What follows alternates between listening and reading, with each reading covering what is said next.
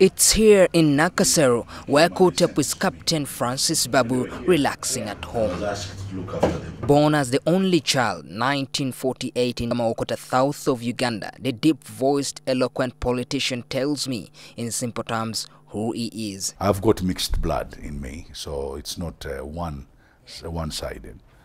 Therefore, you see that name. That name Babu was actually nicknamed by my grandfather when I was born. He said, this one looks like a Babu, you know. And it got stuck, and I was called that name all throughout since I was a kid. I grew up in Kampala here. I went to schools in Kampala. My parents worked here. And I grew up mainly around, just below Baby Sanyu's home, that road going down to Rubaga Road. I went to Agri Memorial School. After Makerere College, Babu then joined the East African Engineering School on a scholarship and later Oxford Training School in Britain, where he qualified as one of the country's first pilots. But my group were the first ones when we came back from training that started Soroti Flying School. And this is how he describes the steps that saw him later become captain. I started on an aircraft called Twin Otter and the DC-3, then went on to another aircraft called the Friendship, Fokker Friendship. It's a tugboat prop, and then I went to a jet called the DC-9, which was owned by East African Airways. Then I went to the 707. Very many people, I could say young people that will be watching and asking, yes, maybe I want to be also like a pilot, probably like you. What does it take? You must have the touch, the feel of being a good pilot. You must have the aptitude and if you like, the IQ to be a good pilot. You must think a little bit faster than the norm. It is one of the jobs that requires intensive brain power. After working with the East African Airways that later collapsed, Babu then went ahead to work in Nigeria with the Nigerian Airways. Then I flew the small aeroplanes around West Africa.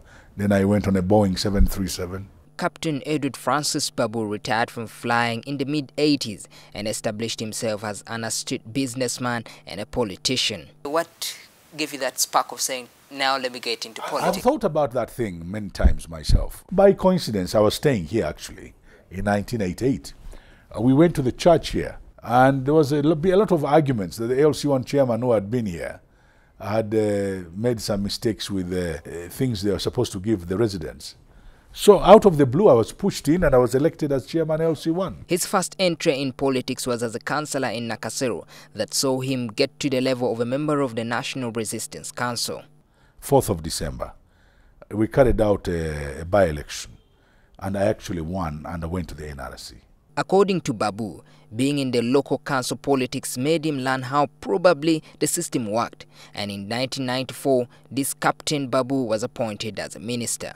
In fact, I had gone to Britain, and when I was coming back on the aeroplane, I was told I had been appointed Minister of State. And at the same time, he was the Member of Parliament for Kampala and a minister for 12 years. Francis Babu is also married to one of the most powerful politicians now, the Speaker of the East African Legislative Assembly, Margaret Ziwa.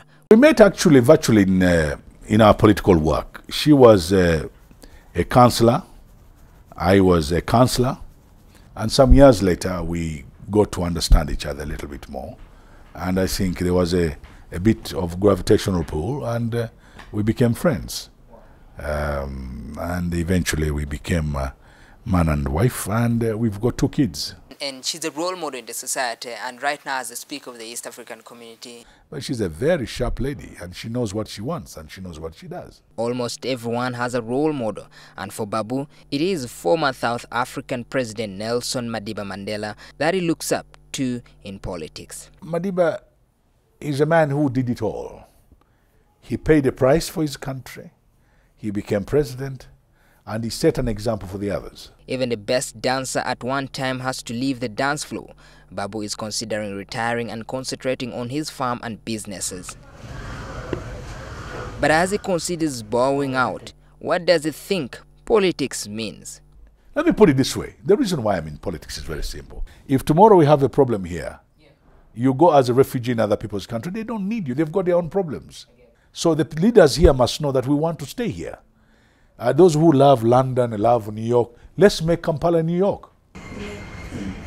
With perhaps more time on his hands now, Babu enjoys being with the family and is very close to the last born, Francis. He's cool, like on my birthdays, he buys me presents. And his daughter Edna, joining politics hasn't crossed her mind, but she has learned to live in such an environment. They did ask us if we were comfortable with it, but I think if it did make him happy, I would go with what he wanted. Strict when he has to be strict, no going out, no doing this, no doing that.